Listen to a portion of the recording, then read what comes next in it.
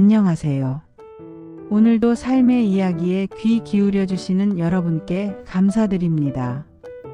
우리가 나이 들어가며 가장 많이 마음에 담아두는 건 아이들에 대한 생각이죠.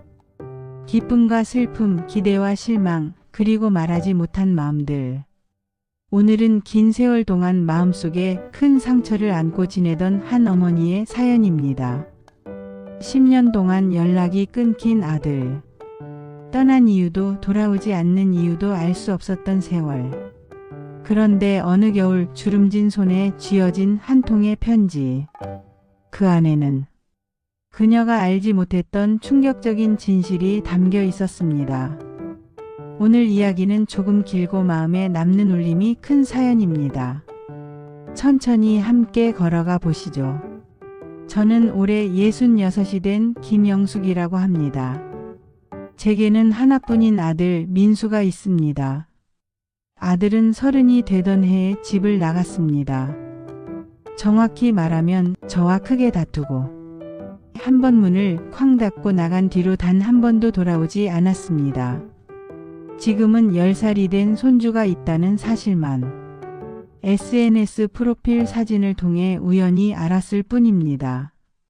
그 아이의 생일이 언제인지, 이름이 무엇인지, 우리 아들이 어떤 부모가 되어 있는지 아무것도 알지 못합니다. 아들이 떠났던 그날도 선명히 기억납니다. 엄마, 제발 내 인생에 간섭 좀 하지 마요. 간섭이 아니라 내가 걱정돼서 그러는 거야. 걱정? 엄마는 언제나 그랬죠. 걱정이라는 이름으로 다 통제하려고 했어요. 그 말은 제게 칼처럼 꽂혔습니다. 그날 밤 저는 이렇게 생각했죠. 내가 뭘 그렇게 잘못했나. 그냥 잘 살길 바랐던 것뿐인데. 하지만 아들은 연락을 끊었습니다. 전화는 차단되었고 문자도 읽지 않았습니다. 새 주소도 알려주지 않았습니다. 그렇게 10년이 흘렀습니다. 겨울비가 추적추적 내리던 지난해 12월. 우편함에는 늘 그렇듯 광고지만 가득했습니다. 그런데 그 사이에 조용히 끼어있는 한 통의 편지가 있었습니다. 보낸 사람 이름이 없었습니다. 우편 번호도 지번도 흐릿하게 적혀 있었습니다. 수상하다고 생각하면서도 왠지 모르게 마음이 덜컥 내려앉았습니다. 봉투를 뜯는 순간 아들의 필체가 아닌 어떤 젊은 여성의 글씨가 보였습니다. 어머님이라 불러도 될지 모르겠습니다. 저는 민수의 아내입니다. 그 문장을 보는 순간 손에서 봉투가 떨어질 뻔했습니다. 민수에게 아내가 있다니. 아들은 그런 이야기를 한 번도 하지 않았습니다. 그녀는 편지에 이렇게 적어 내려갔습니다. 민수가 어머님께 연락하지 않는 이유는 오해일 수도 상처일 수도 있을 것 같습니다.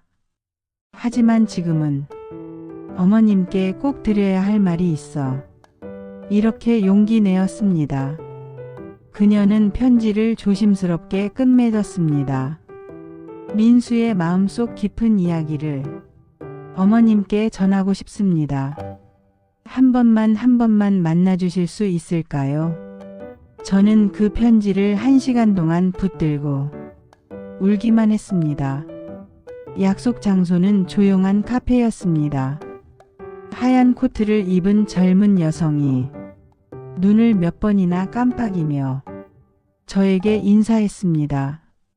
어머님 처음 뵙겠습니다. 저는 수진이라고 합니다. 그녀는 제 눈을 똑바로 바라보지 못했습니다. 말끝마다 떨리는 목소리가 느껴졌습니다. 우리는 따뜻한 차를 시켜놓고 한동안 아무 말도 하지 않았습니다. 그리고 그녀는 조용히 이야기를 꺼냈습니다. 민수는 어머님을 많이 사랑했어요.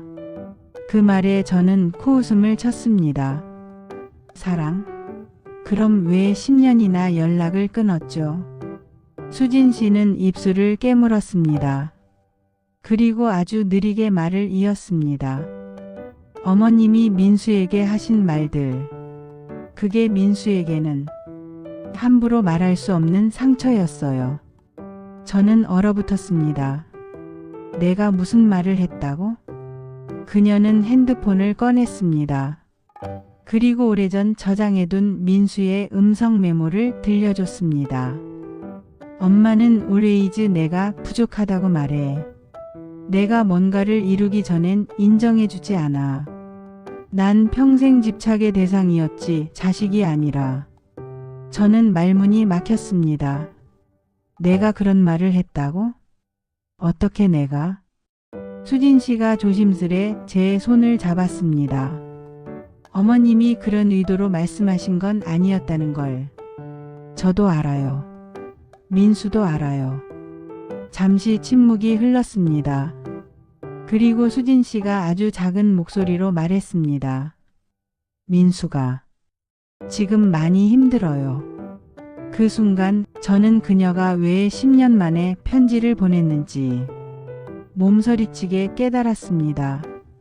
그 애는 뭔가 잘못되고 있었습니다. 며칠 뒤 저는 수진 씨로부터 또 연락을 받았습니다. 어머님 가능하시다면 민수를 한번 만나주시겠어요? 제 심장은 터질 것처럼 뛰었지만 나는 고개를 끄덕였습니다.